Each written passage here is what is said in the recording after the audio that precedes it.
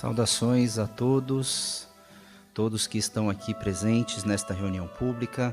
Saudações também a todos os amigos que nos acompanham pelas ondas da Rede Boa Nova de Rádio e também as redes sociais que transmitem ao vivo a reunião de hoje.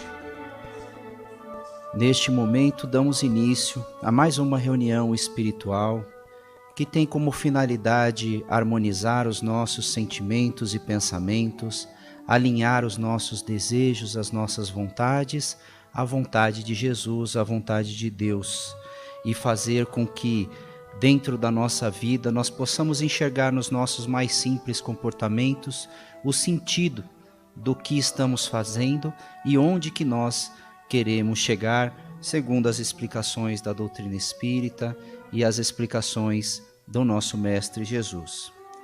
Mas, como toda reunião espiritual, se faz necessário que nós mantenhamos o nosso pensamento conectado ao dos mentores espirituais desta casa e os nossos mentores espirituais pessoais que estão na luta para que esse processo se cumpra, a nossa evolução, o nosso conhecimento aumente, o nosso esclarecimento e, consequentemente, a nossa vida vá aos poucos tomando o rumo que ela deveria estar.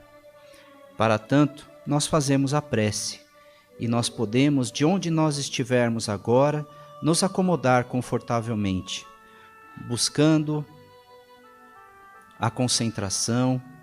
Aqueles que quiserem, fiquem à vontade para fechar os olhos, que possam mentalizar o nosso Mestre Jesus presente neste instante, próximo de nós. E nós vamos até Ele, pedindo: amado Mestre, estamos aqui mais uma vez, buscando em Ti o conhecimento para a nossa vida, buscando em Ti o amor, a fraternidade, o entendimento do nosso comportamento, o entendimento dos nossos sofrimentos, das nossas dores.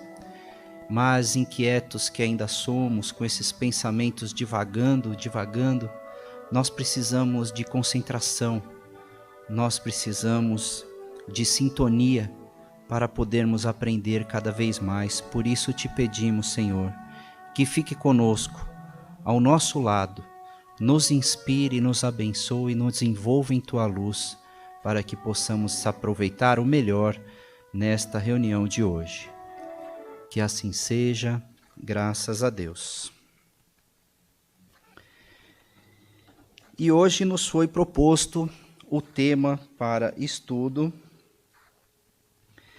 no Livro dos Espíritos, que o assunto versa sobre a duração das penas futuras e está nas questões 1003 a 1009 desta obra.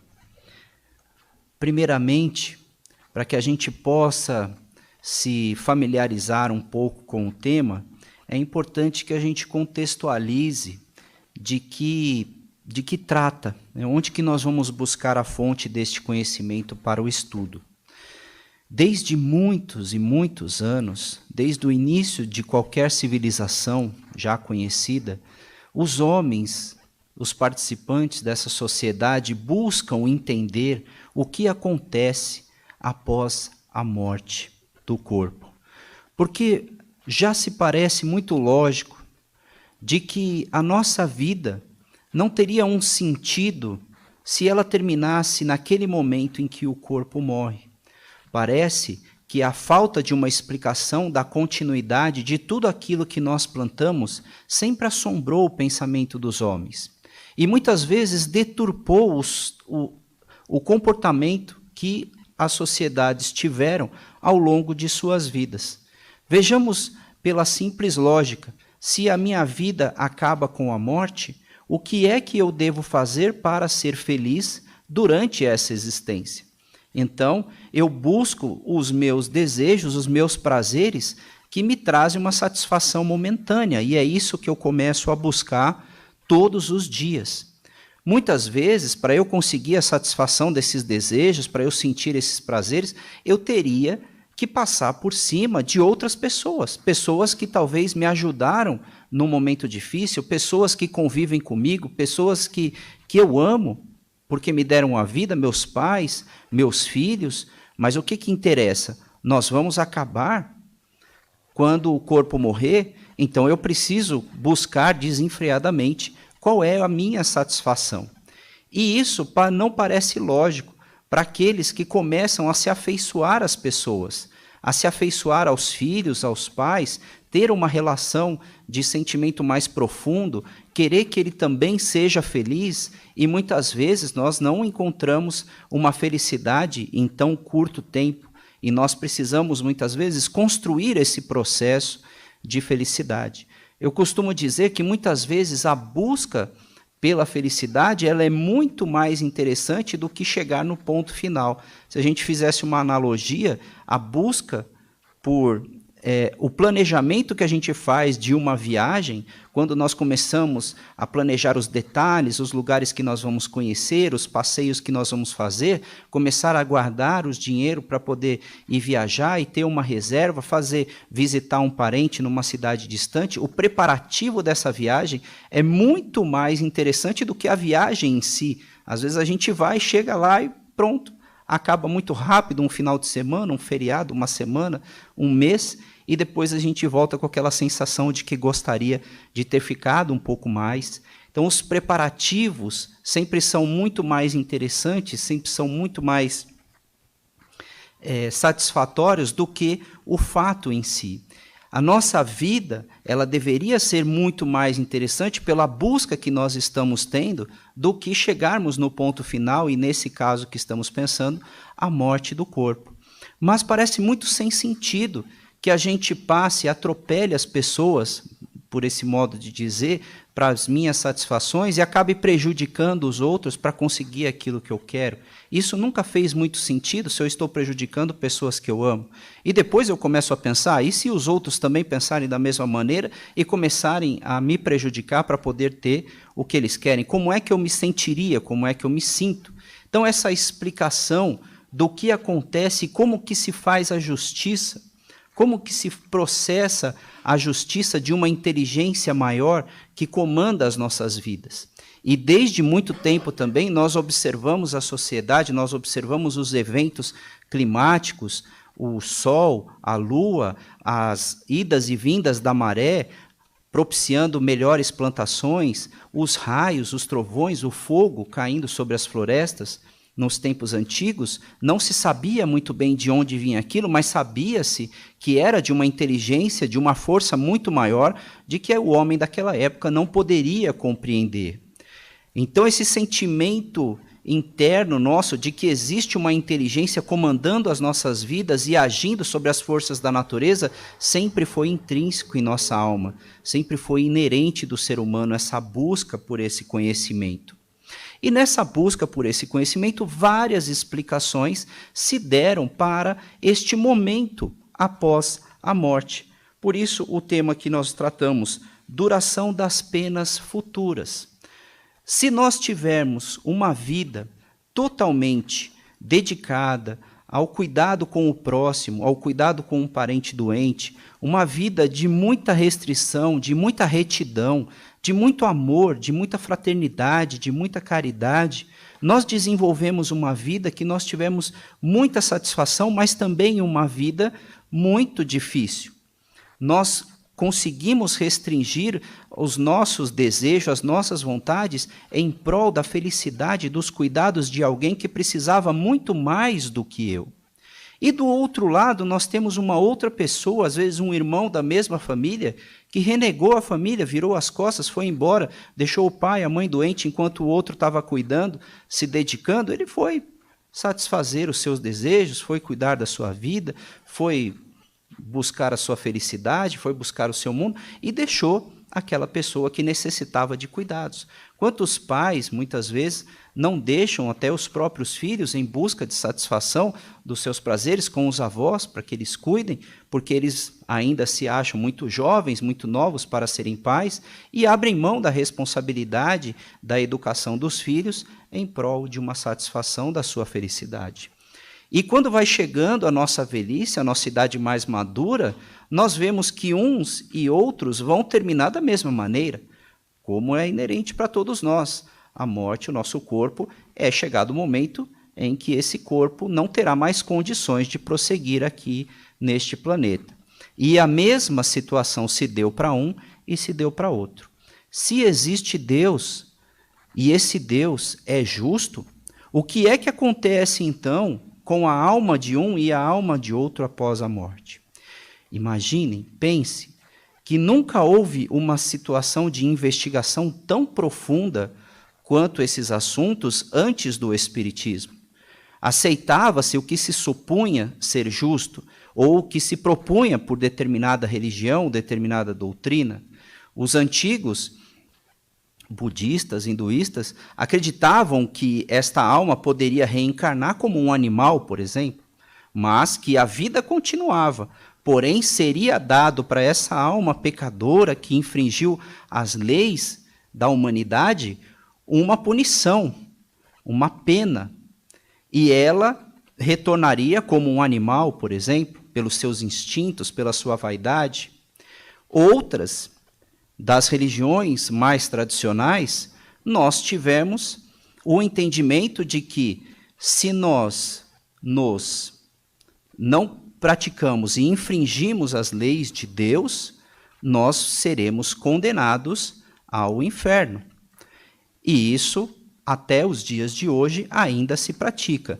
E o que é o inferno? O inferno é um local onde eu vou sofrer as consequências dos meus atos como uma forma de castigo e punição, inclusive com dores físicas, com dores e sensações de queimadura, de chicoteadas, de maus tratos, como nós tivéssemos aqui, quando encarnados, essa sensação no corpo físico.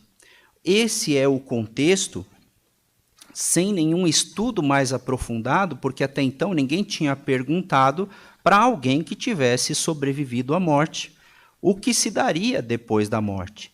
Então pegou-se muitos textos, muitas interpretações e foram deduzindo situações. E nós temos na base da principal religião mais recente, da principal religiosidade, de que Deus teria nos criado de uma forma perfeita. Nós fomos criados perfeitos e por essa criação perfeita nos foi dado um lugar perfeito para viver, o paraíso. E o que nós fizemos desse paraíso? Nós fomos e comemos o fruto, que era o único que Deus disse não coma do fruto daquela árvore. E nós fomos lá e comemos desse fruto. Adão e Eva, que viviam no paraíso, cometeram este pecado, feriram essa lei de Deus, este mandamento divino dentro da teologia. E eles, por consequência disso, foram castigados. A mulher iria parir, agora com dor, e o homem teria que conquistar os seus rendimentos por meio do seu trabalho, porque até então eles viviam num paraíso, totalmente livres, e lá eles tinham tudo o que eles precisavam para viver. Mas por terem rompido essa aliança com Deus, essa confiança divina, eles então foram condenados a esta punição. Esta punição é o que dá origem a todas as consequências posteriores de todos os julgamentos que nós podemos ter depois da morte. Então, significa que nós temos a nossa alma criada apenas no momento que a gente nasce. Depois, no momento que nós morremos, nós vamos dormir aguardando o julgamento final. Nesse julgamento final, será ponderado os nossos benefícios, aquilo que nós fizemos de bom e aquilo que nós pecamos. E o que pesar mais nessa balança, nós estaremos condenados ou ao céu, que seria o retorno para o paraíso, o retorno da aliança com Deus, ou para o inferno, um local de sofrimento eterno. E quanto a esta situação, não haveria mais volta, não haveria mais chance. Mas vejam que todo esse contexto de entendimento, ele se dá por causa de uma premissa. Deus nos criou perfeitos. E se Ele nos criou perfeitos, nós não poderíamos errar. Se nós erramos, nós pecamos com consciência de estar pecando. e nós decaímos, e agora o único meio, o único caminho de se reconectar com Deus é pedir perdão e seguir os mandamentos da nossa igreja.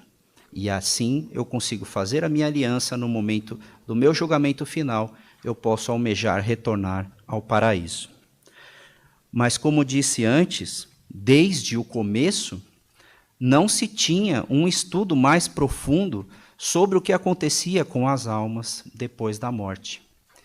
Quando no século XIX, em meio a uma revolução de investigações científicas em todos os ramos da matéria, a espiritualidade também começa a se desenvolver num campo mais racional.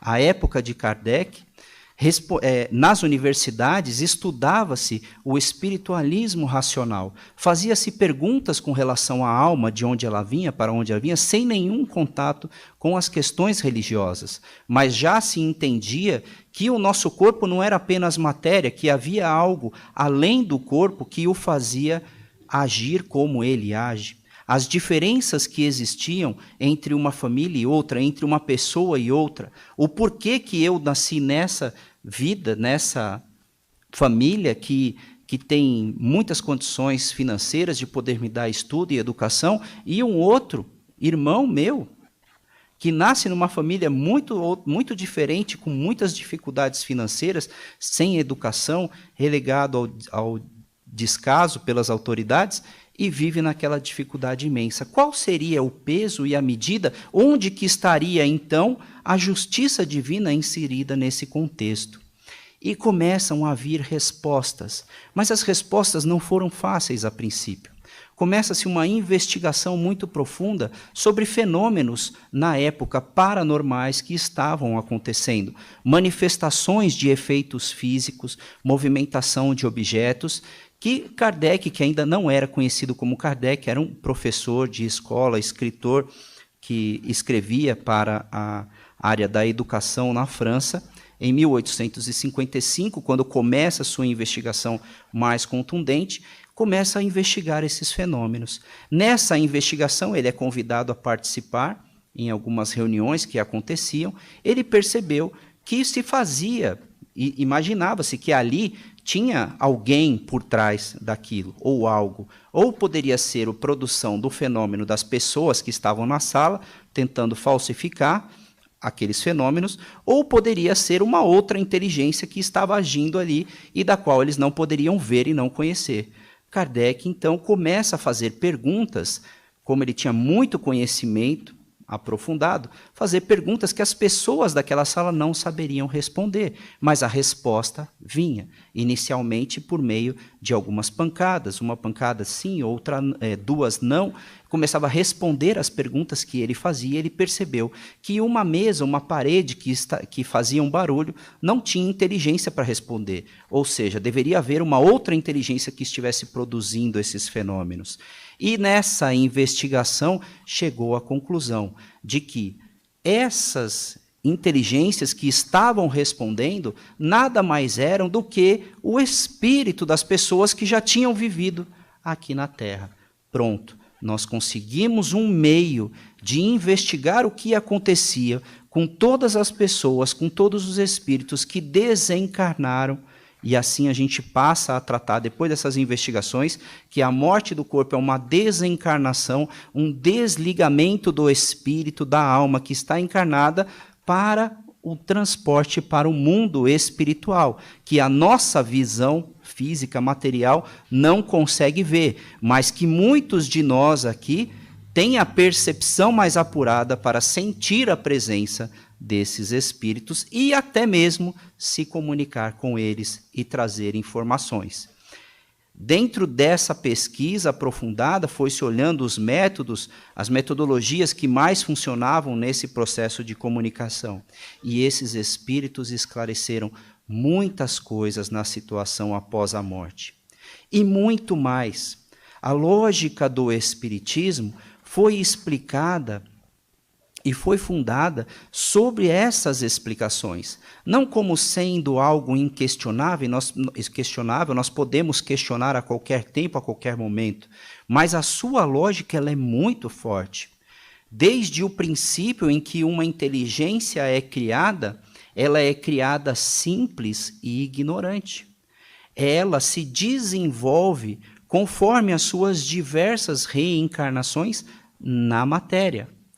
A sua capacidade intelectual, a sua capacidade de perceber que ela é uma inteligência, começa a se desenvolver dentro de um corpo, estagiando sobre os diversos mundos da natureza, mineral, vegetal, animal, até poder ter consciência de si mesmo e ter as suas primeiras reencarnações como sendo um homem, como nós, homens e mulheres.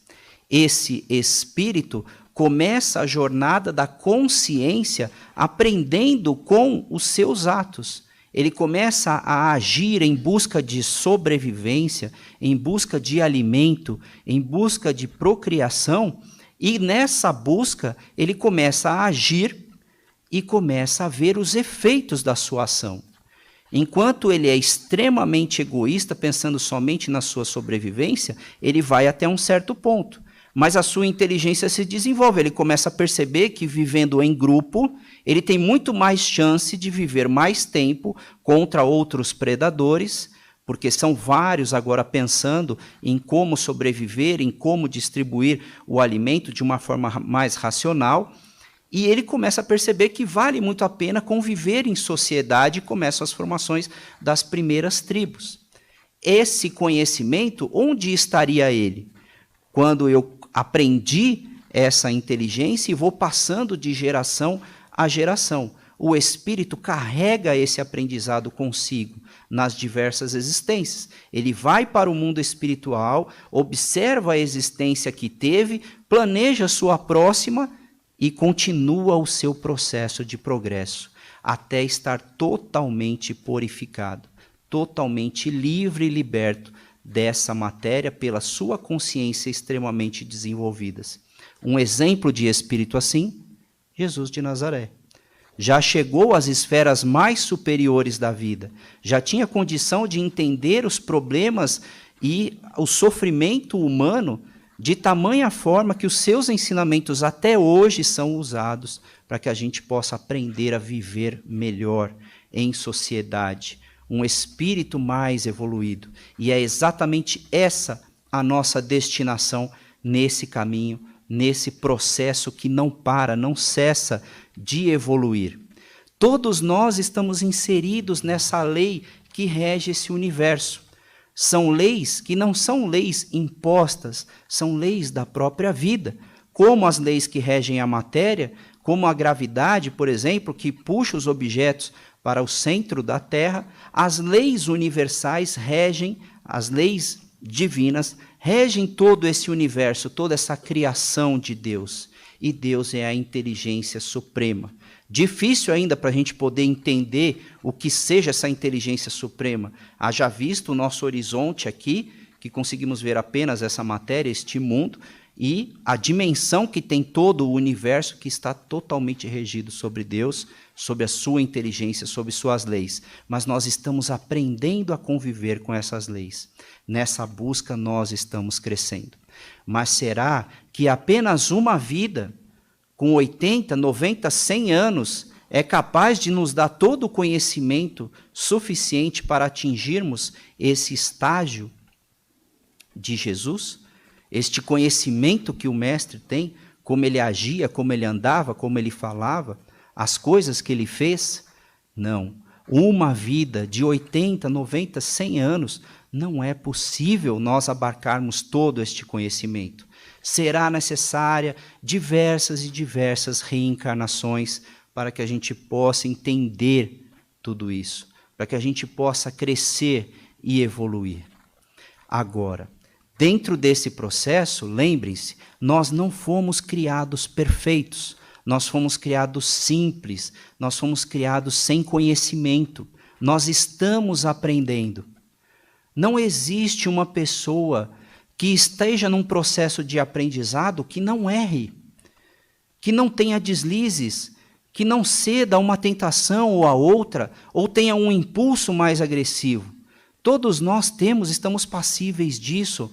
Olha o estágio do nosso mundo onde nós vivemos, pessoas muito agressivas, situações muito difíceis, passando muitas necessidades, nervoso, apreensão, medo, insegurança. Como é que nós temos serenidade e paz de espírito para andarmos sempre elevados? Nós ainda não temos esse nível de consciência, então nós escorregamos, nós erramos, porque nós estamos aprendendo. Fazendo uma analogia muito simples, uma pessoa que nunca fez um bolo, uma pessoa que começa hoje, pega a primeira receita e vai fazer um bolo.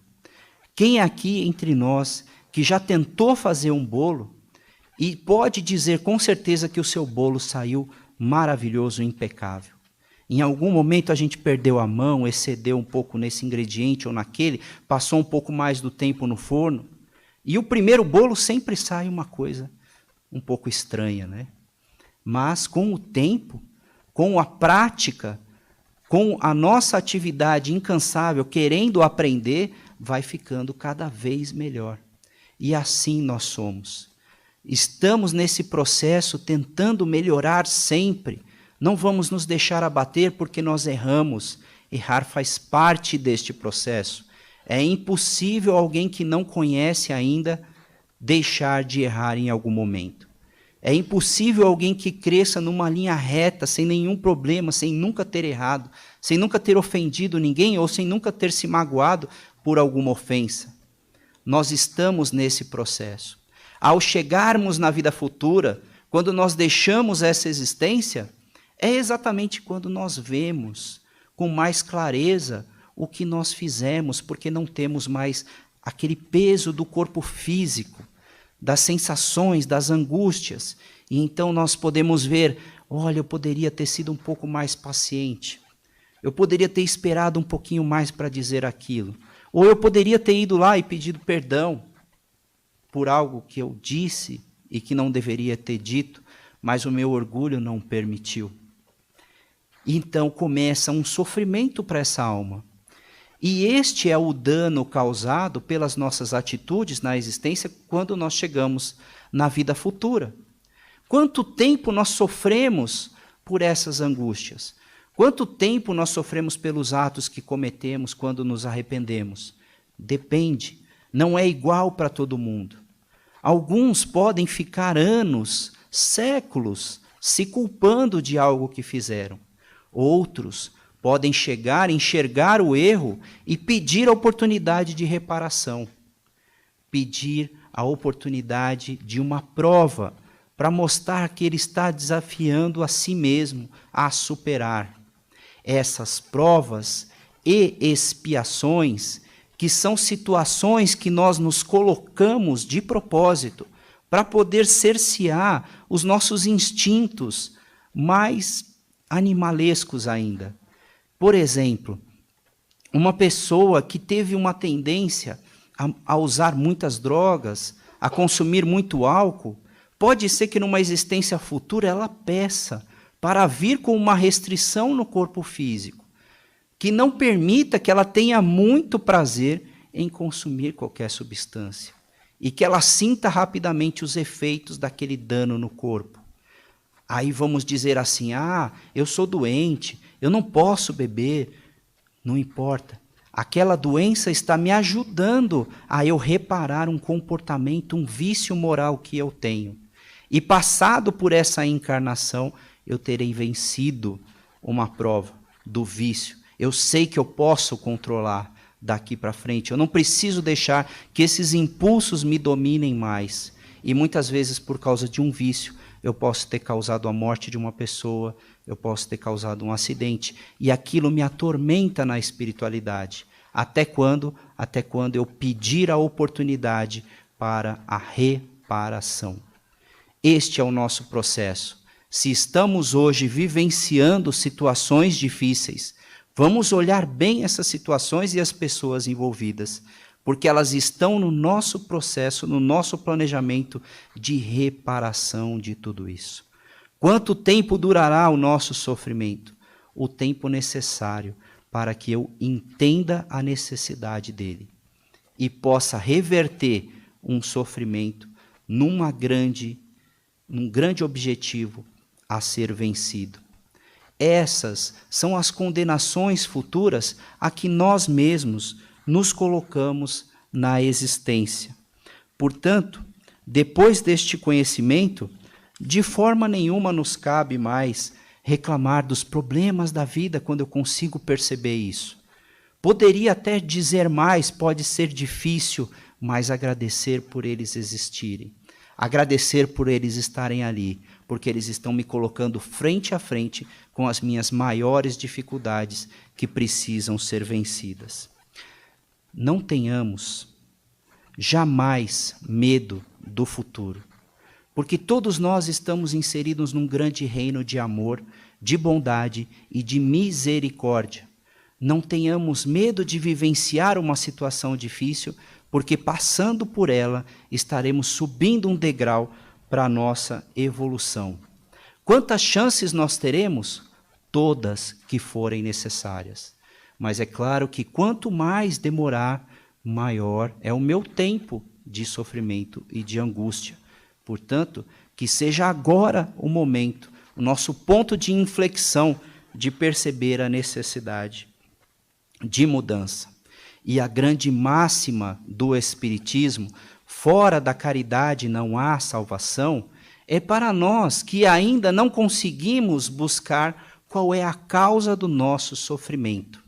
Mas fora da caridade não há salvação é a expressão máxima que diz, a partir do momento que eu me envolver com um processo de caridade, de fraternidade, os meus problemas começam a ficar cada vez menores. A caridade é a nossa salvação. Se eu não sei qual foi a minha causa, não importa. Ninguém vai me perguntar qual foi a causa do meu sofrimento no mundo espiritual, mas vão me perguntar o que foi que eu fiz para eu melhorar a minha condição. E se eu não souber o que eu preciso reparar, a caridade é o caminho. E neste caminho estaremos alinhados com o nosso Mestre, estaremos alinhados com a sua sabedoria, estaremos alinhados com o seu amor.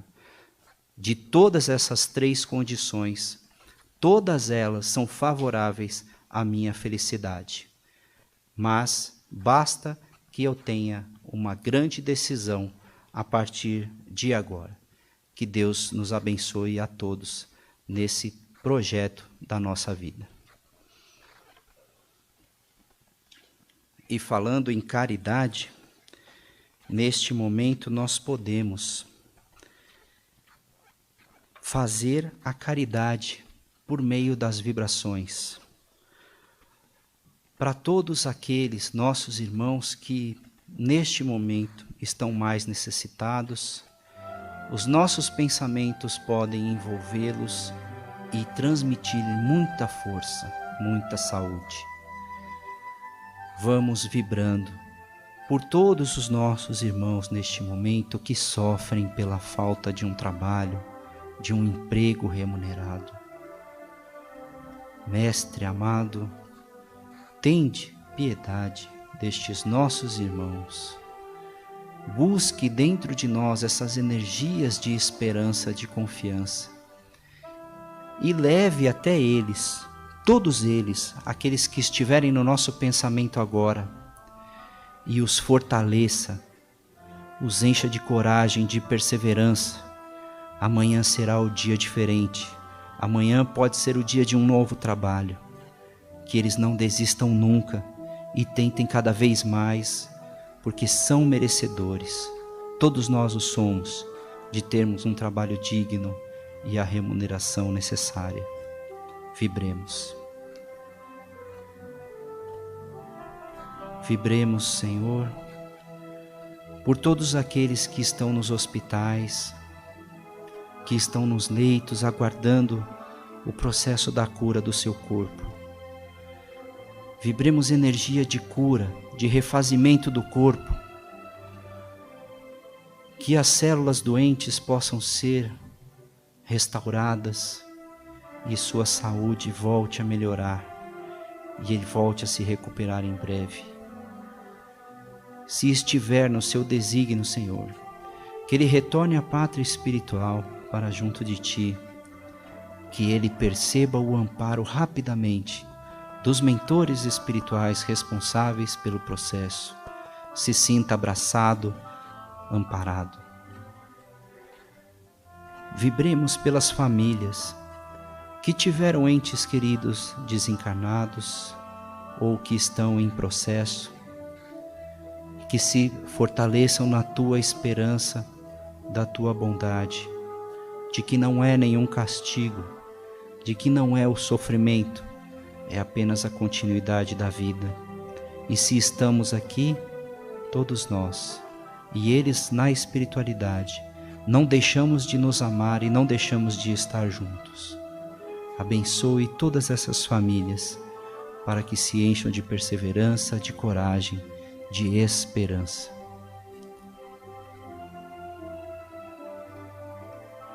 E assim, Mestre Jesus, espíritos, amigos, mentores desta casa, deste trabalho, nossos mentores pessoais, agradecemos por estes minutos de reflexão que tivemos. Pedimos que estes ensinamentos ecoem durante a semana na nossa mente, para nos facilitar o entendimento e mudar o nosso comportamento. E pedimos também que fiquem conosco, ao nosso lado, nos dando força, nos inspirando bons pensamentos e boas atitudes, até que se processe e se conclua a Tua vontade dentro de nós. Que assim seja, graças a Deus.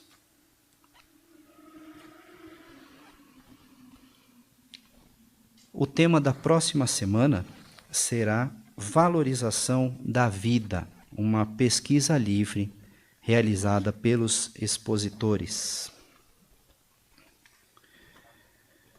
Para quem desejar, estamos com a lanchonete e livraria aberta, com os mesmos cuidados de distanciamento social, nos horários das reuniões públicas. Estamos à disposição.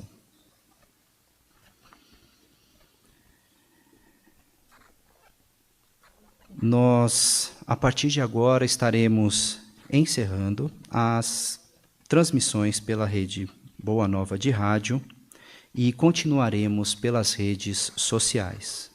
Nosso estimável boa noite e até o nosso próximo encontro.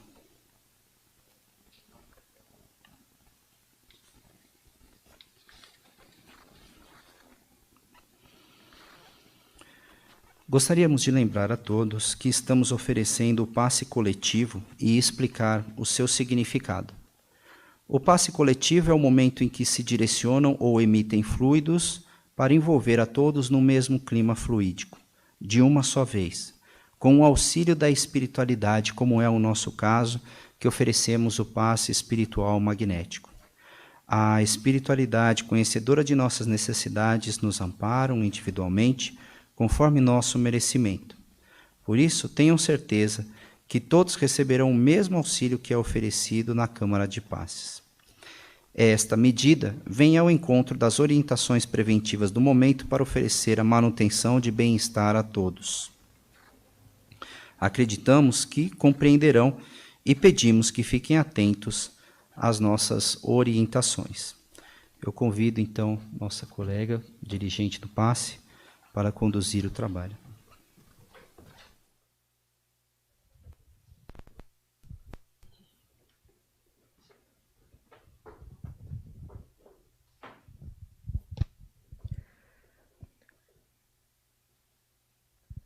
Vamos agora nos tranquilizando, nos envolvendo com essa energia que a espiritualidade preparou nesse ambiente, sentindo as emanações de saúde, paz, harmonia, que neste momento nos envolve.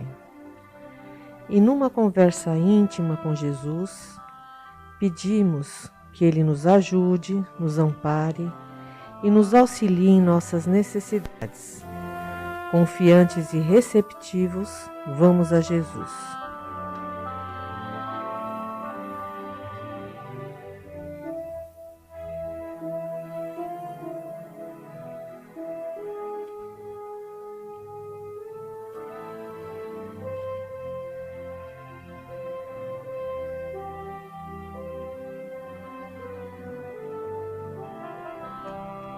Graças a Deus.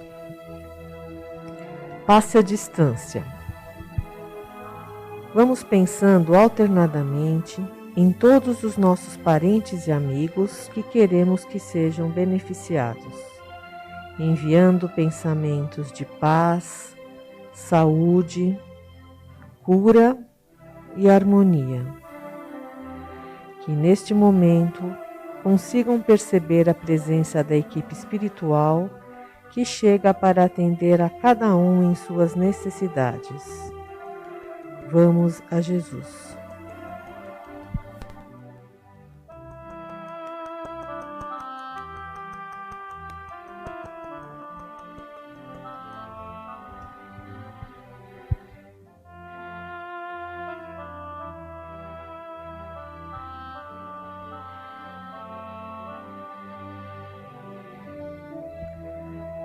E que na próxima semana possamos estar novamente presentes para darmos continuidade ao tratamento. Graças a Deus.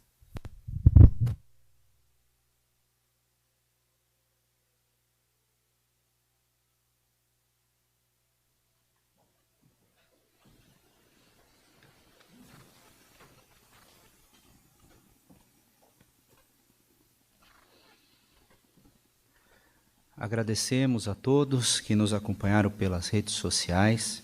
Estamos encerrando as transmissões. Muita paz e até o nosso próximo encontro.